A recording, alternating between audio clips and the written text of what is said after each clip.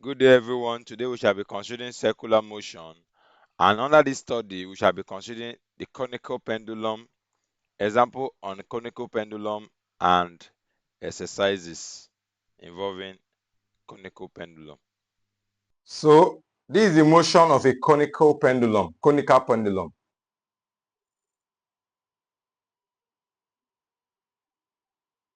So that's that about that. Now take note now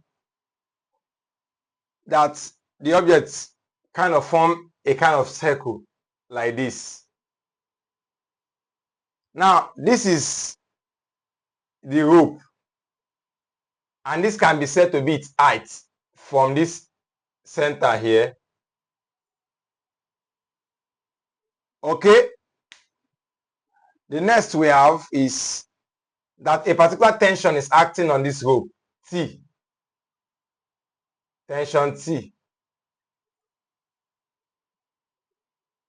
Why is it acting in this manner? Because I'm holding it now, so the tension in my hand acting upward, so the rope does not fall, or the object attached to this edge does not fall. That's my T.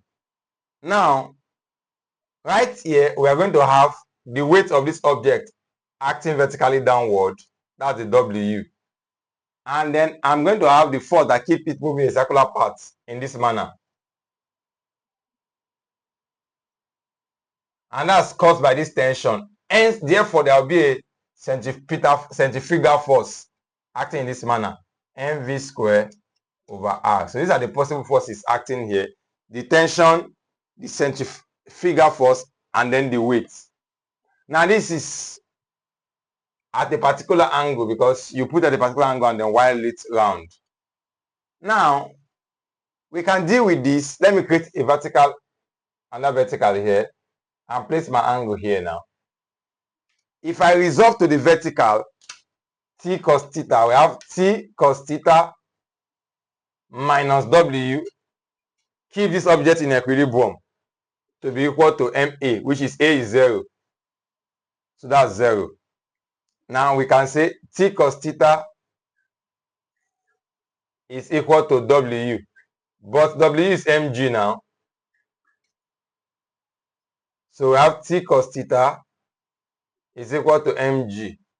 Again, if I resolve horizontally, I will have also resolving horizontally will give us t sine theta, and that's positive x here, minus mv squared over r, again at equilibrium, is equal to 0. So this will be equal to t sine theta is equal to mv squared over r. Let me call this equation 1, and let's call this equation 2. You can say dividing equation 2 by 1. That will give us t sine theta, which is equal to mv squared over r, divided by t cos theta over mg. Sine theta over cos theta will give us tan theta. And here m cancel out m, and we have v squared over r will drop down to the rg. Cross multiplying here will give us v squared is equal to rg tan theta, where the v now is equal to square root of rg tan theta. So this is the velocity for this conical pendulum. So the period of this simple pendulum, or this conical pendulum, sorry, is given as 2 pi square root of the length cos theta over g. And L cos theta here should equate to the height.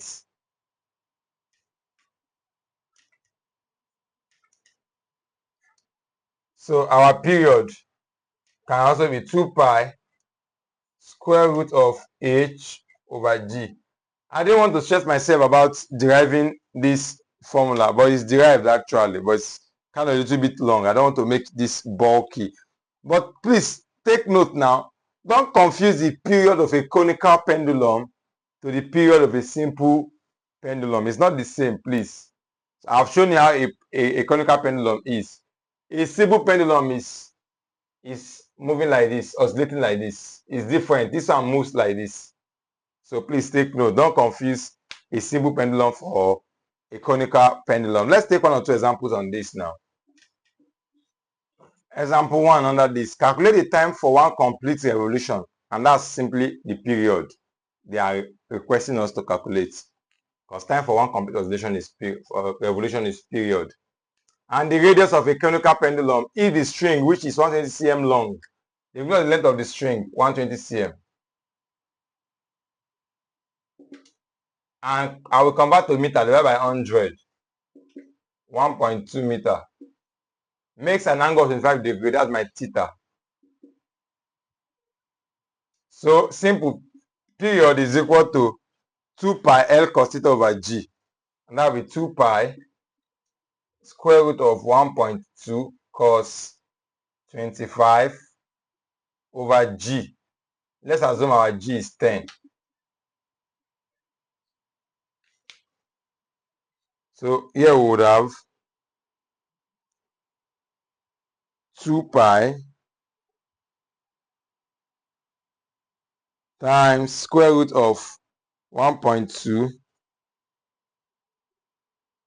cos 25 divided by 10.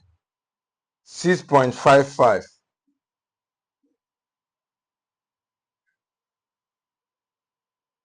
seconds.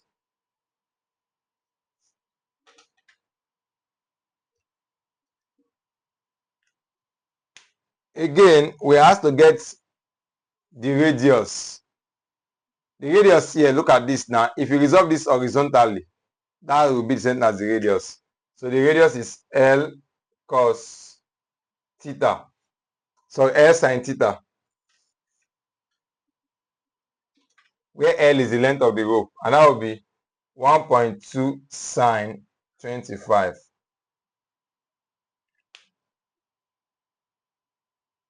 1.2 times sine 25. That will be 0.5. 0.51 meter. So that's that about this. So you can try this on conical pendulum and the answer is written there.